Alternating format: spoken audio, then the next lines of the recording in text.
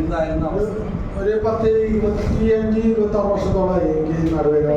അതിൻ്റെ തുടർച്ചയായിട്ട് വാഹനം ഓടിക്കുമ്പോഴും ഒക്കെ എനിക്ക് വളരെയധികം ബുദ്ധിമുട്ടുണ്ടാക്കിക്കൊണ്ടിരുന്ന ഒരു സംഭവമാണ്. കഴിഞ്ഞതിൻ്റെ മുമ്പത്തെ മധ്യസ്ഥ പ്രാർത്ഥന സമയത്ത് ഞാൻ സ്തുതിച്ചുകൊണ്ടിരിക്കുന്ന സമയത്ത് ബ്രദർ പറഞ്ഞു നടുവേദന ആരെയാണെന്ന് വെച്ചാൽ അത് വിട്ടു മാറിപ്പോകുന്നത്. സത്യത്തിൽ ഞാൻ ആദ്യം ഒന്ന് പറയാം എനിക്ക് തന്നെയാണോ എന്നുള്ള ഒരു സംശയത്തിൻ്റെ പുറത്ത് ഞാൻ ഇതൊന്ന് തീർച്ചപ്പെടുത്തിയതിന് ശേഷം ബ്രദറിനോട് സംസാരിക്കാൻ ഞാൻ വീട്ടിൽ പോയി. പിറ്റേ ഞാൻ വാഹനം ഒഴിച്ചു. വളരെ കംഫർട്ടബിളായിട്ട് സത്യത്തിൽ എനിക്ക് വേദന ഒന്നും അനുഭവപ്പെട്ടില്ല. വളരെ സന്തോഷത്തോടെ തിരിച്ചെത്തി. ഞാൻ ബ്രദറിനോട് പിറ്റേ പ്രാവശ്യം വന്നപ്പോൾ ഞാൻ പറഞ്ഞു ബ്രദറെ എനിക്ക് ദൈവം സഹായിച്ചു ഉറപ്പിച്ചിട്ട് വരാമെന്ന് ഓർത്തിട്ട് ഞാൻ എന്നോട് നടുവേദനയുള്ള കാര്യമൊന്നും അദ്ദേഹം പറഞ്ഞിട്ടില്ല. അപ്പോൾ ബ്രദർ എന്നോട് പറഞ്ഞപ്പോൾ അത് വിശ്വസിച്ച് ഏറ്റെടുത്തെന്ന് പറഞ്ഞ് ഓക്കെ എന്ന് പറഞ്ഞ് ഞാൻ പോയെങ്കിലും എനിക്കത് പൂർണ്ണ ഒരു വിശ്വാസത്തിലേക്ക് എത്തിയിട്ടുണ്ടാവില്ല. പക്ഷെ കർത്താവ് എന്നെ സൗഖ്യപ്പെടുത്തി. പല തവണകളായിട്ട് ഞാൻ എംഎൽഎയിൽ അഡ്മിറ്റ് ആവുകയും നടുവിന് ഇഞ്ചക്ഷൻ എടുക്കുകയൊക്കെ ചെയ്തിട്ടുണ്ട് ഈ പെയിൻ മാറാനായിട്ട്. ജീവിതത്തിൽ തോന്നിക്കണമെന്നൊക്കെ പോയാണ് ഞാൻ മരുന്നൊക്കെ സ്വീകരിച്ചിട്ടുള്ളത്. പിന്നെ എൻ്റെ മോനോട് ഞാൻ പറയുന്നത് മുതുകത്ത് കയറി ചവിട്ടി നിന്നോ കുഴപ്പമില്ല. വേദന വരുമ്പോ മകനോട് മുതുകത്ത് ചവിട്ടി നിൽക്കാൻ പറയും. അത് സ്ഥിരം രാത്രിയാകുമ്പോൾ എനിക്കത് ഒഴിവാണ്. അപ്പൊ എന്നോട് എൻ്റെ മോനാണ് കയറി മുതുകത്ത് കയറി ഇരിക്കുകയും എനിക്ക് മസാജ് ചെയ്തൊക്കെ തരും.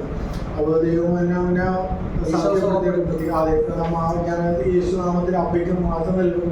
കൂടാതെ എനിക്ക് ഒരു കാര്യം കൂടി പറയുന്നത് എനിക്ക് പലപ്പോഴും പല കാര്യങ്ങൾക്കും ഒരു ശുഭാപ്തി വിശ്വാസം ഉണ്ടായിരുന്നില്ല. തമ്പുരാൻ എന്നെ രക്ഷിക്കുമെന്നും എന്നെ വഴി നടത്തുമെന്നും എനിക്കൊരു വിശ്വാസം ഉണ്ടായില്ല. ഞാൻ പലപ്പോഴും ഞാൻ എതിരെ സംസാരിക്കുന്ന ഒരു വ്യക്തിയായിരുന്നു. തമ്പുരാൻ മധ്യസ്ഥ പ്രാർത്ഥന ചേർന്നതിന് ശേഷം അതിൽ നിന്ന് എടുത്തു മാറ്റി തമ്പുരാനോട് വിശ്വാസപൂർവ്വം മുന്നേറാനായിട്ട് തമ്പുരാനോട് സ്നേഹത്തിലായിരിക്കാനും അവരെ കരുണ ആസ്വദിക്കാനും ഇപ്പം എനിക്ക് തമ്പുരാൻ കൃപ നൽകി. അത് ഞാൻ തമ്പുരാൻ യേശുനാമത്തിൽ ഞാൻ മഹത്വപ്പെടുത്തുന്നു. അവരെ എന്നും സ്തുതിച്ച് ആരാധിച്ച് മഹത്വപ്പെടുത്തുവാനുള്ള കൃപയ്ക്കായി ഞാൻ യാചിക്കുകയും ചെയ്യുന്നു. വളരെ ശക്തമായ ഒരു ജീവിതാനുഭവ സാക്ഷ്യമാണ്.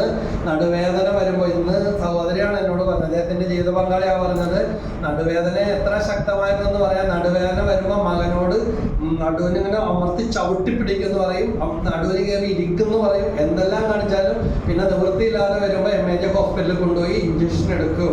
പക്ഷേ ഇപ്പൊ ആളെ കണ്ടിട്ട് വല്ല കുഴപ്പമുണ്ടോ? പ്രൈസലോ. അതുകൊണ്ട് അത് പോയി, അത് മാറിക്കിട്ടി. മധ്യസ്ഥ പ്രാർത്ഥന ശുശ്രൂഷ ഇരട്ടി അഭിഷേകം കിട്ടുന്ന ഒരു ശുശ്രൂഷയാണ്. എല്ലാ വെള്ളിയാഴ്ചകളിലും മധ്യസ്ഥ പ്രാർത്ഥനയിലും വന്ന് പങ്കെടുക്കുന്നു. 2ാം ശനിയാഴ്ചയും 4ാം ശനിയാഴ്ചയിലും ശുശ്രൂഷകളിൽ പങ്കെടുക്കുകയും സഹായിക്കുകയും ചെയ്യുന്ന ഒരു കുടുംബമാണ്. ഭാര്യ ഭർത്താവ്. പുറകിൽ നിന്ന് ഒരു ഹായ് പറഞ്ഞേക്കാം. അദ്ദേഹം നോക്കിയത് വേണ്ട. പ്രൈസലോ. രണ്ടുപേരും ഒന്നിലും പുറകിലല്ല, എല്ലാ കാര്യങ്ങളിലും ഉണ്ട്. നമ്മുടെ യൂട്യൂബിലെ ശുശ്രൂഷകളിലും എല്ലാം ഓൺലൈൻ പ്രാർത്ഥനയിലും കയറുമല്ലോ വൈകിട്ട്. അതിലും എല്ലാ ശനിയാഴ്ചയും വൈകിട്ട് 7:30 മുതൽ 9 വരെയുള്ള ഓൺലൈൻ പ്രാർത്ഥന. അപ്പൊ ഇങ്ങനെ വചനത്തിന് വേണ്ടി ഒത്തിരി ദാഹമാണ്. എന്നോട് ചോദിച്ചതാണ് ബ്രദറെ ബൈബിൾ സ്റ്റഡി അല്ലെങ്കിൽ കൂടുതൽ വചനങ്ങൾ, അങ്ങനെ ഒരു ആഗ്രഹമെന്ന്. അപ്പോൾ വചനത്തിന് വേണ്ടിയുള്ള ഒരു ദാഹമാണ് ദൈവം ഈ കുടുംബത്തെ അനുഗ്രഹിച്ചുകൊണ്ട് ഇന്നലെ ഒരു വിളിച്ചിട്ടുണ്ട്.